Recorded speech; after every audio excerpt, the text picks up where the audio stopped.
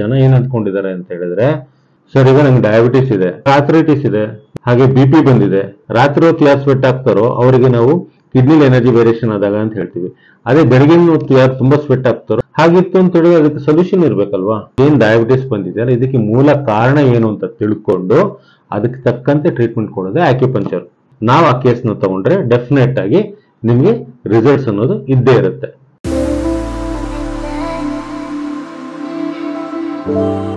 Acupuncture ಅಂದ್ರೆ ಏನು? Sir ಈಗ ನಂಗೆ ಡಯಾಬಿಟಿಸ್ ಇದೆ. ಏನ್ ಡಯಾಬಿಟಿಸ್ ಇರೋದು? ಡಯಾಬಿಟಿಸ್ ಶುಗರ್ ಕಾಯಿಲೆ ಬಂದಿದೆ, ಅದಕ್ಕೆ ಏನು ಪ್ಯಾಂಕ್ರಿಯಸ್ ಇನ್ಸುಲಿನ್ ಉತ್ಪತ್ತಿ ಆಗ್ತಾ ಇಲ್ಲ, ಅದಕ್ಕೆ ಮಾತ್ರೆ ಕೊಡ್ತಾರೆ ಅಷ್ಟೇ. ನನಗೆ ಆರ್ಥರೈಟಿಸ್ ಇದೆ, ಏನು it's an autoimmune disorder. So ಹಾಗಾಗಿ ಆರ್ಥರೈಟಿಸ್ ಬಂದಿದೆ, ಅಲ್ಲಿ ಸೈನಿವಲ್ ಫ್ಲೂಯಿಡ್ ಅಲ್ಲಿ ಪ್ರಾಬ್ಲಮ್ ಆಗ್ತಾ ಇದೆ. ಸೊ ಹಾಗಾಗಿ ಅಲ್ಲಿ ಅದಕ್ಕೆ ತಕ್ಕಂತಹ ಒಂದು ಮೆಡಿಸಿನ್ಸ್ ತಗೊಂಡ್ರೆ ಸರಿ ಹೋಗುತ್ತೆ. ಹಾಗೆ ಡಯಾಬಿಟಿಸ್ ಬಂದಿದೆ, ಹಾಗೆ BP ಬಂದಿದೆ, BPಗೂ ಅಷ್ಟೇನೆ, ಅದಕ್ಕೊಂದು ಮಾತ್ರೆ ಕೊಡ್ತಾರೆ. ರಕ್ತದೊತ್ತಡ ಜಾಸ್ತಿ ಆಗಿದೆ, ಆ ಒತ್ತಡನ ಕಮ್ಮಿ ಮಾಡೋದಕ್ಕೆ ಮಾತ್ರೆ ಕೊಡ್ತಾರೆ, ತಗೊಂಡ್ರೆ ಆಯ್ತಪ್ಪ ಅಷ್ಟೇ. ಎಲ್ಲರೂ ಅಂದ್ಕೊಂಡಿರೋದು ಹೀಗೆ.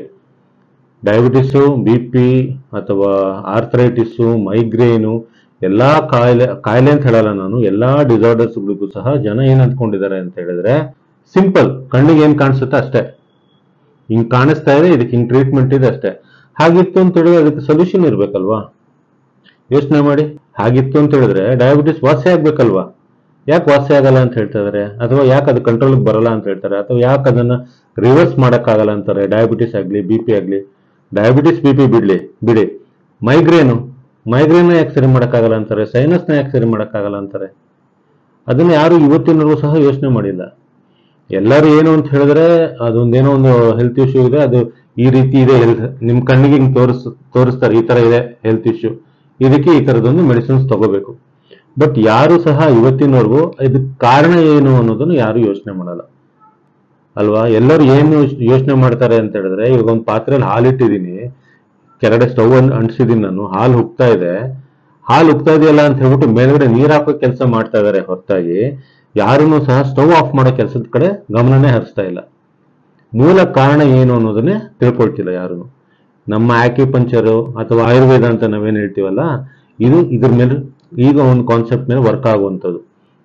ಆಯುರ್ವೇದ ತಗೊಂಡಾಗ ವಾತ, ಪಿತ್ತ, ಕಫ ಈ ತರದೊಂದು ಕಾಂಬಿನೇಷನ್ ಅಲ್ಲಿ ಅವರು ಟ್ರೀಟ್ಮೆಂಟ್ ಮಾಡುವಂಥದ್ದು. ಅಲ್ಲಿ ಡಯಾಬಿಟಿಸು ಅಥವಾ ಅಲ್ಲಿ ಮೈಗ್ರೇನ್ ಈ ತರ ಅಲ್ಲ. ನಿಮ್ಗೆ ನಾಡಿ ನೋಡ್ತಾರೆ, ನಿಮ್ಗೆ ವಾತ ಆಗಿದ್ಯಾ, ಪಿತ್ತ ಇದೆಯಾ, ಕಫ ಆಗಿದ್ಯಾ ನೋಡ್ತಾರೆ, ಅದಕ್ಕೆ ತಕ್ಕಂತ ಔಷಧಿ ಕೊಡ್ತಾರೆ, ಸರಿ ಹೋಗುತ್ತೆ. ಅದು ಏನೇ ಆಗಿದ್ರು ಸಹ, ಆ ಕಾಯಿಲೆಗಳಿಗೆ ಹೆಸರು ಏನೇ ಇರಲಿ, ಬಟ್ ಆ ವಾತ, ಪಿತ್ತ, ಕಫದ ಮೇಲೆ ಟ್ರೀಟ್ಮೆಂಟ್ ಕೊಡುವಂಥದ್ದು. ಹಾಗೆ ಆಕ್ಯುಪಂಕ್ಚರ್ ಅಂತ ಬಂದಾಗ ಮೆರಿಡಿಯನ್ಸ್ ಅಂತ ಹೇಳ್ತೀವಿ, ಮೆರಿಡಿಯನ್ ಚಾನೆಲ್ಸ್ ಅಂತ ಹೇಳ್ತೀವಿ, 5 ಎಲಿಮೆಂಟ್ಸ್ ಥಿಯರಿ ಅಂತ ಹೇಳ್ತೀವಿ, ಪಲ್ಸ್ ಡಯಾಗ್ನೋಸಿಸ್ ಅಂತ ಹೇಳ್ತೀವಿ, ಟಂಗ್ ಡಯಾಗ್ನೋಸಿಸ್ ಅಂತ ಹೇಳ್ತೀವಿ, ಇಯರ್ ಡಯಾಗ್ನೋಸಿಸ್ ಅಂತ ಹೇಳ್ತೀವಿ. ಈ ತರ ಹಲವಾರು ಡಯಾಗ್ನೋಸಿಸ್ ಇದೆ, ಮತ್ತೆ ಸಿಂಪ್ಟಮ್ಸ್ ಇದೆ. ಮತ್ತೆ ಅವರನ್ನ ನೋಡಿದಾಗ, ಅವರ ಮುಖಚರ್ಯನ ನೋಡಿದಾಗ, ಅವರ ಬಾಡಿ ಫೀಚರ್ಸ್ ನ ನೋಡಿದಾಗ ಅಲ್ಲೂ ಸಹ ನಮಗೆ ಕೆಲವೊಂದು ವಿಷಯಗಳು ಗೊತ್ತಾಗುವಂತದ್ದಾಗುತ್ತೆ. ಸೊ ಇದೆಲ್ಲನೂ ಸಹ ಕಾಂಬಿನೇಷನ್ ಮಾಡಿ ಅವ್ರಿಗೆ ಏನ್ ಡಯಾಬಿಟಿಸ್ ಬಂದಿದೆ ಇದಕ್ಕೆ ಮೂಲ ಕಾರಣ ಏನು ಅಂತ ತಿಳ್ಕೊಂಡು ಅದಕ್ಕೆ ತಕ್ಕಂತೆ ಟ್ರೀಟ್ಮೆಂಟ್ ಕೊಡೋದೇ ಆಕ್ಯುಪಂಕ್ಚರ್. ಸೊ ಇವತ್ತು ನಾನು ಡಯಾಬಿಟಿಸ್ ಬಗ್ಗೆ ಅಂತ ತಗೊಂಡಾಗ ಡಯಾಬಿಟಿಸ್ಗೂ ಆಕ್ಯುಪಂಕ್ಚರ್ಗೂ ಯಾವ ರೀತಿ ಕನೆಕ್ಷನ್ ಇದೆ, ಯಾವ ರೀತಿ ನೀವು ಸರಿ ಮಾಡ್ತೀರಾ, ಎಲ್ಲ ಡಯಾಬಿಟಿಸ್ ಒಂದೇ ಅಲ್ವಾ, ಆಕ್ಯುಪಂಕ್ಚರ್ ಅದೇನು ಡಿಫ್ರೆಂಟ್ ಇದೆ ಅನ್ನೋದ್ರ ಬಗ್ಗೆ ನಿಮಗೆ ಮಾಹಿತಿ ಕೊಡೋದಕ್ಕೆ ಬಂದಿದ್ದೀನಿ ನಾನು. So welcome to my channel Bhadram nature's clinic, healthy ಯಾವಾಗ್ಲೂ. ನಮ್ಮ ಕ್ಲಿನಿಕ್ ಹೆಸರು ಬಂದು ಭದ್ರಂ ನೇಚರ್ಸ್ ಕ್ಲಿನಿಕ್ ಅಂತೇಳಿ. ನಾವಿರೋದು ಬೆಮ್ಮೆಲ್ ಲೇಔಟ್, RR ನಗರ್, ಬ್ಯಾಂಗ್ಳೂರ್. ನಮ್ಮಲ್ಲಿ ಆಕ್ಯುಪಂಕ್ಚರ್ ಟ್ರೀಟ್ಮೆಂಟ್ ಕೊಡ್ತೀವಿ. ಫ್ರಮ್ ಪಾಸ್ಟ್ 14 ಇಯರ್ಸ್ ಇಂದ ಕೊಡ್ತಾ ಇದೀವಿ. ವಂಡರ್ಫುಲ್ ರಿಸಲ್ಟ್ಸ್ ಬರ್ತಾ ಇದೆ. ಅದರ ಬೆನಿಫಿಟ್ ತಗೊಳ್ಳಿ ಅಂತ ಹೇಳಲಿಕ್ಕೆ ಇಷ್ಟಪಡ್ತೀನಿ. ಇಲ್ಲಿ ಬಂದ್ರೆ ನಿಮ್ಗೆ ಯಾವುದೇ ತರದ ಇಶ್ಯೂಸ್ ಇದ್ರೂ ಸಹ ನಾವು ಆ ಕೇಸ್ನ ತಗೊಂಡ್ರೆ ಡೆಫಿನೆಟ್ ಆಗಿ ನಿಮ್ಗೆ ರಿಸಲ್ಟ್ಸ್ ಅನ್ನೋದು ಇದ್ದೇ ಇರುತ್ತೆ. ಸೊ ಹಾಗಾಗಿ ಒಂದ್ಸತಿ ವಿಸಿಟ್ ಮಾಡಿ ಅಂತ ಹೇಳ್ತೀನಿ. ಸೊ ಈಗ ವಿಷಯಕ್ಕೆ ಬರೋಣ. ನಾನು ಆಗ್ಲೇ ಹೇಳಿದೆ ಡಯಾಬಿಟಿಸ್ಗೂ ಆಕ್ಯುಪಂಕ್ಚರ್ ಅಲ್ಲಿ ಯಾವ ರೀತಿ ಡಯಾಗ್ನೋಸ್ ಆಗುತ್ತೆ ಅಂತ ಹೇಳಿ. ಈಗ ನೀವು ನಮ್ಮಲ್ಲಿ ಬರ್ತೀರಾ, ಬಂದು ನನಗೆ ಡಯಾಬಿಟಿಸ್ ಇದೆ ಅಂತ ಹೇಳ್ತೀರಾ. ಸೊ ಡಯಾಬಿಟಿಸ್ ಅಂತ ಹೇಳ್ಬಿಟ್ಟು ಅದಕ್ಕೆ ಒಂದಿಷ್ಟು ಪಾಯಿಂಟ್ಸ್ ಇರುತ್ತೆ, ಪಾಯಿಂಟ್ಸ್ ಹಾಕ್ಬಿಡ್ತು ಅಂತ ಹೇಳಿದ್ರೆ ಡಯಾಬಿಟಿಸ್ ಸರಿ ಹೋಗ್ಬಿಡುತ್ತೆ. ಆ ರೀತಿ ವರ್ಕ್ ಆಗಲ್ಲ. ಕೆಲವರೆಲ್ಲ ಆಕ್ಯುಪಂಕ್ಚರ್ ಆ ತರನು ಮಾಡ್ತಾರೆ, ಕೆಲವೊಂದಿಷ್ಟು ಪಾಯಿಂಟ್ಸ್ ಅಂತ ಇಟ್ಕೊಂಡು ಅದೇ ಪಾಯಿಂಟ್ಸ್ ನ ಹಾಕುವಂಥದ್ದು ಸಹ ಮಾಡ್ತಾರೆ. ಬಟ್ ಅದರಲ್ಲಿ ಆಕ್ಯುರೇಟ್ ರಿಸಲ್ಟ್ಸ್ ಬರಲ್ಲ. 10 ಜನಕ್ಕೆ ಟ್ರೀಟ್ ಮಾಡಿದ್ರೆ 3 ಜನಕ್ಕೆ ರಿಸಲ್ಟ್ಸ್ ಬರ್ಬೋದು ಅಷ್ಟೇ, ಒಂದು 7 ಜನಕ್ಕೆ ರಿಸಲ್ಟ್ಸ್ ಬರಲ್ಲ. ಸೇಮ್ ವೇ ಆಕ್ಯುಪ್ರೆಷರ್ ಅಲ್ಲೂ ಅಷ್ಟೇನೆ. ಕೆಲವರೆಲ್ಲ ಏನ್ ಅನ್ಕೊಂಡ್ಬಿಟ್ಟಿದ್ದಾರೆ ಅಂತ ಹೇಳಿದ್ರೆ ಆಕ್ಯುಪ್ರೆಷರ್ ಮಾಡೋದ್ರಿಂದ ಎಲ್ಲ ಸರಿ ಹೋಗುತ್ತೆ ಅಂತ ಅನ್ಕೊಂಡಿದ್ದಾರೆ. ಬರೀ ಅಕ್ಯೂಟ್ ಕೇಸಸ್ ಅಲ್ಲಿ ಮಾತ್ರ ಆಕ್ಯುಪ್ರೆಷರ್ ವರ್ಕ್ ಆಗುತ್ತೆ. ಈಗೇನೋ ತಲೆನೋವು ಬಂದಿದೆ ಅಥವಾ ಇವಾಗೇನೋ ಶುಗರ್ ಬರುತ್ತೆ ಅಂತ ಅನಿಸ್ತಾ ಇದೆ, ಅಂದ್ರೆ ಇನಿಷಿಯಲ್ ಸ್ಟೇಜ್ ಅಲ್ಲಿ ಇದೆ, ನನಗೆ ನನ್ನ ಲೈಫ್ ಸ್ಟೈಲ್ ಎಲ್ಲ ಕರೆಕ್ಟಾಗಿ ಪ್ರಾಪರ್ ಆಗಿ ಮೇಂಟೈನ್ ಮಾಡ್ತಾ ಇದ್ದೀನಿ, ಈ ತರದೆಲ್ಲ ಇದ್ದಾಗ ಆಕ್ಯುಪ್ರೆಷರ್ ವರ್ಕ್ ಆಗುತ್ತೆ. ಅದನ್ನ ಬಿಟ್ಟು ನಾನು ಮೆಡಿಕೇಶನ್ಸ್ ತಗೊಳ್ತಾ ಇದ್ದೀನಿ, ನಾನು ಆಕ್ಯುಪ್ರೆಷರ್ ಮಾಡ್ಕೊಳ್ಳೋದ್ರಿಂದ ನಾನು ಅದರಿಂದ ಹೊರಗೆ ಬರ್ಬೋದು, ಅಥವಾ ಈಗ ನಂಗೆ ಶುಗರ್ ಡಯಾಗ್ನೋಸ್ ಆಗಿದೆ ಬಟ್ ತುಂಬಾ ಜಾಸ್ತಿ ಇದೆ ನಂಗೆ ಶುಗರ್ ಅನ್ನೋಂಥದ್ದು, ಸೊ ಅದು ಆಕ್ಯುಪ್ರೆಷರ್ ಕಮ್ಮಿ ಆಗುತ್ತೆ, ಆ ತರದೆಲ್ಲ ಆಗೋದಿಲ್ಲ. ಡಯಾಬಿಟಿಸ್ ಬಂದಿದೆ, ಅವ್ರು ಬರ್ತಾರೆ ನಮ್ಮಲ್ಲಿ ಕನ್ಸಲ್ಟೇಷನ್ಗೆ ಬರ್ತಾರೆ, ನಾಡಿ ನೋಡ್ತೀವಿ. ನಾಡಿ ನೋಡಿದಾಗ ನಮಗೆ ಅಲ್ಲಿ ನಾಡಿ ಅಂತ ಹೇಳ್ತಿದ್ದಂಗೆ ಎಲ್ಲರೂ ಏನ್ ಅಂದ್ಕೊಳ್ತಾರೆ ಅಂತ ಹೇಳಿದ್ರೆ ಏನ್ ಪಲ್ಸಲ್ಲಿ ಕೌಂಟ್ ನೋಡ್ತಾರೆ ಅನ್ಸುತ್ತೆ. ಯಾಕಂದ್ರೆ ಎಲ್ಲರೂ ಸಹ ಅದೇ ಅಂದ್ಕೊಳ್ಳೋದು, ಪಲ್ಸ್ ನೋಡ್ತಿದೀವಿ ಅಂದ್ರೆ ಪಲ್ಸಲ್ಲಿ ಏನ್ ಗೊತ್ತಾಗುತ್ತೆ ಅಂತ ಹೇಳಿ. ಪಲ್ಸಲ್ಲಿ ಎಷ್ಟು ವೆರೈಟೀಸ್ ಇದೆ ಅನ್ನೋದು ಆಕ್ಯುಪಂಚರ್ ಯಾರು ಪ್ರಾಕ್ಟೀಸ್ ಮಾಡ್ತಿರ್ತಾರೆ ಅವ್ರಿಗೆ ಗೊತ್ತಿರುತ್ತೆ. ತುಂಬಾ ವೆರೈಟೀಸ್ ಇದೆ ಪಲ್ಸಲ್ಲಿ, ಒಂದೊಂದು ವೇವ್ನು ನಾವು ಅರ್ಥ ಮಾಡ್ಕೋಬೇಕು, ಒಂದೊಂದು ಆರ್ಗನ್ ಒಂದೊಂದು ವೇವ್ನ ಹೇಳುತ್ತೆ. ಸೊ ಅದನ್ನ ನಾವು ಅರ್ಥ ಮಾಡ್ಕೊಂಡಾಗ ಯಾವ ಆರ್ಗನ್ ಅಲ್ಲಿ ಎನರ್ಜಿ ವೇರಿಯೇಷನ್ ಆಗ್ತಿದೆ ಅನ್ನೋದು ಗೊತ್ತಾಗುತ್ತೆ. ಹಾಗೆ ನಾಲ್ಗೆನ ನೋಡ್ತೀವಿ, ನಾಲ್ಗೆ ನೋಡೋದ್ರಿಂದ ಏನ್ ಗೊತ್ತಾಗುತ್ತೆ ಅಂತ ಅಂದ್ಕೊಳ್ತಾರೆ ಕೆಲವರು, ಬಟ್ ನಾಲ್ಗೆ ಕಂಪ್ಲೀಟ್ ನಮ್ಮ ಆರ್ಗನ್ಸ್ ಹೆಲ್ತ್ ಹೇಗಿದೆ ಅನ್ನೋದನ್ನ ಹೇಳುತ್ತೆ. ಒಂದೊಂದು part of the tongue is also indicates the organ ಅಂತ ಹೇಳ್ತೀವಿ ನಾವು. So tip of the tongue ಅಂತ ಹೇಳಿದ್ರೆ ಅದನ್ನ ಹಾರ್ಟ್ ಅಂತ ಹೇಳ್ತೀವಿ ನಾವು. ಸೊ ಹಾಗೆ ನಾಲ್ಗೆನೂ ಸಹ ಆರ್ಗನ್ಸ್ ನ ರಿಫ್ಲೆಕ್ಟ್ ಮಾಡುತ್ತೆ. ಆಮೇಲೆ ಕಿವಿನೂ ಸಹ ನೋಡ್ಬಿಟ್ಟು ನಾವು ಹೇಳ್ಬೋದು ಅವ್ರ ಹೆಲ್ತ್ ಹೇಗಿದೆ ಅಂತ ಹೇಳಿ. ಸೊ ಕಿವಿನೂ ಸಹ ಹೇಳುತ್ತೆ ಅವ್ರ ಆರೋಗ್ಯ ಹೇಗಿದೆ, ಆರ್ಗನ್ಸ್ ಯಾವ ರೀತಿ ಇದೆ ಅಂತ ಹೇಳಿ. ನೀವು ಕಿವಿನ ನೀಟಾಗಿ ಅಬ್ಸರ್ವ್ ಮಾಡ್ತು ಅಂತ ಹೇಳಿದ್ರೆ ಒಂದ್ ಮಗು ಗರ್ಭದಲ್ಲಿ ಹೇಗಿರುತ್ತೋ ಆ ರೀತಿ ಇರುತ್ತೆ, ಆ ರೀತಿ ಇದೆ ನಮ್ ಕಿವಿ. ಅಥವಾ ನಮ್ಮ ಕಿಡ್ನಿ ಯಾವ ರೀತಿ ಇರುತ್ತೋ ಆ ರೀತಿ ಇರುತ್ತೆ ನಮ್ ಕಿವಿ.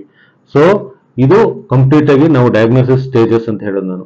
ಈಗ ವಿಷಯಕ್ಕೆ ಬಂದಾಗ ಆಕ್ಯುಪಂಚರ್ ಮತ್ತೆ ಡಯಾಬಿಟಿಸ್ ಅಂತ ಬಂದಾಗ, ಈಗ ಪೇಷಂಟ್ ಬರ್ತಾರೆ, ಪಲ್ಸ್ ಎಲ್ಲ ನೋಡಿದ್ವಿ ಎಲ್ಲ ಓಕೆ, ಬಟ್ ನೀವು ಇವಾಗ ಫಾರ್ ಎಕ್ಸಾಂಪಲ್ ಹೇಳ್ಬೇಕು ಅಂತ ಹೇಳಿ ಕೆಲವು ಪೇಷಂಟ್ಸ್ಗೆ ಫ್ರೀಕ್ವೆಂಟ್ ಯೂರಿನೇಷನ್ಸ್ ಇರುತ್ತೆ, ಕೆಲವು ಪೇಷಂಟ್ಸ್ಗೆ ಯೂರಿನೇಷನ್ ಇರಲ್ಲ, ಕೆಲವು ಪೇಷಂಟ್ಸ್ ತುಂಬಾ ಸ್ವೆಟ್ ಆಗ್ತಾರೆ, ಕೆಲವು ಪೇಷಂಟ್ಸ್ ಸ್ವೆಟ್ ಆಗೋದಿಲ್ಲ. ಹೇಗೆ ನೀವು ಅದನ್ನ ಐಡೆಂಟಿಫೈ ಮಾಡ್ತೀರಾ? ಎಲ್ಲರೂ ಒಂದೇ ಅಂತ ಹೆಂಗ್ ಹೇಳ್ತೀರಾ? ಈಗ ಫಾರ್ ಎಕ್ಸಾಂಪಲ್ ಹಾರ್ಟ್ ಅಲ್ಲಿ ಏನಾದ್ರು ಎನರ್ಜಿ ವೇರಿಯೇಷನ್ ಆಗಿತ್ತು ಅಂತ ಇಟ್ಕೊಳ್ಳಿ, ಅವ್ರಿಗೆ ಏನಾಗುತ್ತೆ, ಅವರಲ್ಲಿ ಒಂಥರ ಶಾರ್ಟ್ ಟರ್ಮ್ ಮೆಮೊರಿ ಅಂತ ಹೇಳ್ತೀವಿ. ಅಂತ ಹೇಳಿದ್ರೆ ಬೇಗ ಮರುವು ಅನ್ನೋದು ಇರುತ್ತೆ, ಏನಾದ್ರು ಒಂದು ವಸ್ತು ಇಟ್ಟರೆ ಅದನ್ನ ಬೇಗ ಮರ್ತೋಗೋದು ಅಥವಾ ರೋಡ್ ಮರ್ತೋಗುವಂಥದ್ದು, ಈ ತರ ಮರುವು ಅನ್ನೋಂಥದ್ದು ಜಾಸ್ತಿ ಇರುತ್ತೆ ಅವರಲ್ಲಿ ಫರ್ಗಿವ್ನೆಸ್ ಇರುತ್ತೆ. ಅಂತ ಹೇಳಿದ್ರೆ ಯಾರೇ ಏನೇ ಮಾಡೋದು ಸರಿ ಬಿಡು, ಆಯ್ತು ಬಿಡು, ಏನ್ ಮಾಡಕ್ಕಾಗತ್ತೆ, ಬಿಟ್ಬಿಡು ಅಂತ ಹೇಳುವಂಥದ್ದು. ಸ್ವೆಟಿಂಗ್ ಜಾಸ್ತಿ ಇರುತ್ತೆ, ಅದನ್ನು ಎಸ್ಪೆಷಲಿ ಡೇ ಸ್ವೆಟ್ಟಿಂಗ್ ಅಂತ ಹೇಳ್ತೀವಿ. ರಾತ್ರಿ ಹೊತ್ತು ಯಾರು ಸ್ವೆಟ್ ಆಗ್ತಾರೋ ಅವರಿಗೆ ನಾವು ಕಿಡ್ನಿಲಿ ಎನರ್ಜಿ ವೇರಿಯೇಷನ್ ಆದಾಗ ಅಂತ ಹೇಳ್ತೀವಿ. ಅದೇ ಬೆಳಗಿನ ಹೊತ್ತು ಯಾರು ತುಂಬಾ ಸ್ವೆಟ್ ಆಗ್ತಾರೋ ಅವರಿಗೆ ಹಾರ್ಟ್ ಅಲ್ಲಿ ಎನರ್ಜಿ ವೇರಿಯೇಷನ್ ಆಗಿರುತ್ತೆ ಅಂತ ಹೇಳ್ತೀವಿ ನಾವು. ಅದಾದ್ಮೇಲೆ ತುಂಬಾ ಖುಷಿಯಾಗಿರ್ತಾರೆ, ತುಂಬಾ ಜೋರಾಗಿ ಮಾತಾಡೋದು, ತುಂಬಾ ಖುಷಿಯಾಗಿರೋದು, ಒಂಥರ ಎಲ್ಲರ ಜೊತೆ ತುಂಬಾ ನಗ್ನಗ್ತಾ ಮಾತಾಡೋದು, ಎಲ್ಲರ ಜೊತೆ ತುಂಬಾ ಚೆನ್ನಾಗಿ ಮಿಂಗಲ್ ಆಗೋದು, ತುಂಬಾ ಮಾತಾಡೋದು, ಇದೆಲ್ಲನೂ ಸಹ ಹಾರ್ಟ್ ನ ತೋರಿಸುತ್ತೆ. ಸೊ ಹೀಗೆ ಎಲ್ಲ ಒಂದೊಂದು ಆರ್ಗನೂ ಸಹ ಒಂದೊಂದನ್ನ ರಿಫ್ಲೆಕ್ಟ್ ಮಾಡುತ್ತೆ ಅಂತ ಹೇಳ್ತೀನಿ ನಾನು. ಸೊ ಇವತ್ತು ನಾನು ನಿಮಗೆ ಒಂದು ಇಂಟ್ರಡಕ್ಷನ್ ಕೊಟ್ಟಿದ್ದೀನಿ ಯಾವ ರೀತಿ ಅಂತ ಹೇಳಿ. ನೆಕ್ಸ್ಟ್ ಎಪಿಸೋಡ್ ಇಂದ ನಾನು ಏನ್ ಹೇಳ್ತಾ ಬರ್ತೀನಿ ಅಂತ ಹೇಳಿದ್ರೆ, ಹಾರ್ಟ್ ಇನ್ವಾಲ್ವ್ ಆಯ್ತು ಅಂತ ಹೇಳಿದ್ರೆ, ಆಕ್ಯುಪಂಚರ್ ಜೊತೆ ಹಾರ್ಟ್ ಇನ್ವಾಲ್ವ್ ಆಗಿತ್ತು ಅಂತ ಹೇಳಿದ್ರೆ ಏನೇನು ಸಿಂಪ್ಟಮ್ಸ್ ಗಳಿರುತ್ತೆ. ಸೊ ಈ ತರದ ಒಂದು ಸಿಂಪ್ಟಮ್ಸ್ ನ ನೋಡ್ಕೊಂಡು ನಾವು ಅರ್ಥ ಮಾಡ್ಕೋಬಹುದು, ಎಸ್ ಹಾರ್ಟ್ ಆಕ್ಯುಪಂಚರ್ ಇದರಲ್ಲಿ ಡಯಾಬಿಟಿಸ್ ಅಲ್ಲಿ ಇನ್ವಾಲ್ವ್ ಆಗಿದೆ. ಸೊ ಇಲ್ಲಿ ನಾವು ಹಾರ್ಟ್ ರಿಲೇಟೆಡ್ ಪಾಯಿಂಟ್ಸ್ ಹಾಕ್ತಿದ್ದಂಗೆ ಆಟೋಮೆಟಿಕ್ ಆಗಿ ಶುಗರ್ ಅನ್ನುವಂಥದ್ದು ಕಂಟ್ರೋಲ್ ಬರುತ್ತೆ ಅಂತೇಳಿ. ಹಾಗೆ ಹಾರ್ಟ್ ಆಗಿರ್ಬೋದು, ಸ್ಪ್ಲೀನ್ ಆಗಿರ್ಬೋದು, ಅಥವಾ ಎಲ್ ಐ ಆಗಿರ್ಬೋದು, ಸ್ಟಮಕ್ ಆಗಿರ್ಬೋದು, ಈ ತರ ಎಲ್ಲಾ ಆರ್ಗನ್ಸು ಸಹ ಅದರ ಪಾತ್ರನ ವಹಿಸುತ್ತೆ. ಸೊ ಇದು ಮುಂದೆ ನಾನು ಹೇಳ್ತಾ ಬರ್ತೀನಿ. ಹಾಗೆ ಪಲ್ಸ್ ಯಾವ ರೀತಿ ನಾವು ಐಡೆಂಟಿಫೈ ಮಾಡಿದಾಗ ಯಾವ ರೀತಿ ಇರುತ್ತೆ ಇದನ್ನು ಸಹ ನಾನು ಮುಂದೆ ಹೇಳ್ತಾ ಬರ್ತೀನಿ. ಸೊ ತಪ್ಪದಿರ ನನ್ನ ಒಂದು ವಿಡಿಯೋನ ಹೀಗೆ ವಾಚ್ ಮಾಡ್ತಾ ಇರಿ, ಮುಂದೆ ಇಂಟ್ರೆಸ್ಟಿಂಗ್ ವಿಡಿಯೋಸ್ಗಳು ಬರ್ತಾ ಹೋಗುತ್ತೆ. ಸೊ ಇನ್ನೂ ಇಂಟ್ರೆಸ್ಟಿಂಗ್ ಆಗಿರುತ್ತೆ ಸಬ್ಜೆಕ್ಟ್. ಕೆಲವೊಂದ್ ಕಡೆ ಏನು ಅಂತ ಹೇಳಿದ್ರೆ ನಾನು ಟಿಪ್ಸ್ ಸಹ ಕೊಡ್ತಾ ಬರ್ತೀನಿ, ಸೊ ದಟ್ ನೀವು ಅದನ್ನ ಮನೇಲೆ ಫಾಲೋ ಮಾಡೋದ್ರಿಂದಾಗಿ ನೀವು ನಿಮ್ಮ ಒಂದು ಹೆಲ್ತ್ ನ ಮನೇಲೆ ಸಹ ಅದನ್ನ ಸೆಟರೇಟ್ ಮಾಡ್ಕೋಬಹುದು. ನಿಮ್ಗೆ ಅರ್ಥ ಆಗುತ್ತೆ, ಎಸ್ ನನಗೆ ಈ ತರದ ಸಿಂಪ್ಟಮ್ಸ್ ಇದೆ, ಓಕೆ ಇದಾಗ್ತಿದೆ ನನಗೆ, ಸೊ ಹಾಗಾಗಿ ನಾನು ಈ ರೀತಿ ಮನೆಯಲ್ಲಿ ಸ್ವಲ್ಪ ಕೆಲವೊಂದನ್ನ ಚೇಂಜಸ್ ಮಾಡ್ಕೊಳ್ತು ಅಂತ ಹೇಳಿದ್ರೆ ನನ್ನ ಒಂದು ಹೆಲ್ತ್ ಇಶ್ಯೂಸ್ ಇಂದ ಹೊರ ಬರ್ಬೋದು. ಯಾಕೆಂದ್ರೆ ಎಲ್ಲರೂ ಸಹ ಹಾಗಲಕಾಯಿ ತಿನ್ನೋದು, ಎಲ್ಲರೂ ಸಹ ಕರ್ಬೇವು ತಿನ್ನುವಂಥದ್ದು, ಎಲ್ಲರೂ ಸಹ ಒಂಥರ ಮೆಂತ್ಯ ನೀರು ಕುಡಿಯುವಂಥದ್ದು, ಆ ರೀತಿ ಎಲ್ಲರಿಗೂ ವರ್ಕೌಟ್ ಆಗೋದಿಲ್ಲ. ಎಲ್ಲರೂ ಸಹ ಒಂದೇ ಮದ್ದು ಎಲ್ಲರಿಗೂ ಔಷಧಿ ತರ ಕೆಲಸ ಮಾಡೋದಿಲ್ಲ. ಕೆಲವ್ರದ್ದು ಕೋಲ್ಡ್ ಪ್ಯಾಟರ್ನ್ ಇರುತ್ತೆ, ಅವ್ರಿಗೆ ನೀವು ಮೆಂತ್ಯ ಕೊಡ್ತು ಅಂತ ಹೇಳಿದ್ರೆ ಅದು ಇನ್ನೂ ಜಾಸ್ತಿ ಆಗೋಗುತ್ತೆ. ಹೀಟ್ ಪ್ಯಾಟರ್ನ್ ಅಲ್ಲಿ ಮೆಂತ್ಯ ಕೊಡ್ತು ಅಂತ ಹೇಳಿದ್ರೆ ಅದು ಕಂಟ್ರೋಲ್ ಬರುತ್ತೆ ಶುಗರ್ ಅನ್ನುವಂಥದ್ದು. ಸೊ ಹೀಗೆ ಹಲವಾರು ವಿಷಯಗಳಿದೆ. ಸೊ ಅದ್ರ ಬಗ್ಗೆ ಮುಂದಿನ ವಿಡಿಯೋಗಳಲ್ಲಿ ನಾನು ಹೇಳ್ತಾ ಬರ್ತೀನಿ. ಸೊ ಇಷ್ಟೊತ್ತರೆಗೂ ನನ್ನ ವಿಡಿಯೋ ಜೊತೆ ಇದ್ದಿದ್ದಕ್ಕೆ ಧನ್ಯವಾದಗಳು. ಅದಾದ್ಮೇಲೆ ನನ್ನ ವಿಡಿಯೋನ ಲೈಕ್, ಶೇರ್ ಮತ್ತೆ ಕಮೆಂಟ್ ಮಾಡಿ. ಯಾರು ಕಮೆಂಟ್ಸ್ ಮಾಡ್ತಾ ಇಲ್ಲ ದಯವಿಟ್ಟು ಕಮೆಂಟ್ಸ್ ಮಾಡಿ, ಸೊ ದಟ್ ನನಗೆ ಗೊತ್ತಾಗುತ್ತೆ ನಿಮ್ಗೆ ಏನ್ ಬೇಕು, ಮುಂದೆ ನಾನು ಯಾವ ವಿಡಿಯೋದಲ್ಲಿ ಏನ್ ತರಬೇಕು ಅನ್ನೋದು ನನಗೆ ಗೊತ್ತಾಗುತ್ತೆ. ಸೊ ಹಾಗಾಗಿ ದಯವಿಟ್ಟು ಕಮೆಂಟ್ಸ್ ಮಾಡಿ ಅಂತ ಹೇಳ್ತೀನಿ. ಇಷ್ಟೊತ್ತರೆಗೂ ನನ್ನ ವಿಡಿಯೋದಲ್ಲಿ ಇದ್ದಕ್ಕೆ ಧನ್ಯವಾದಗಳು.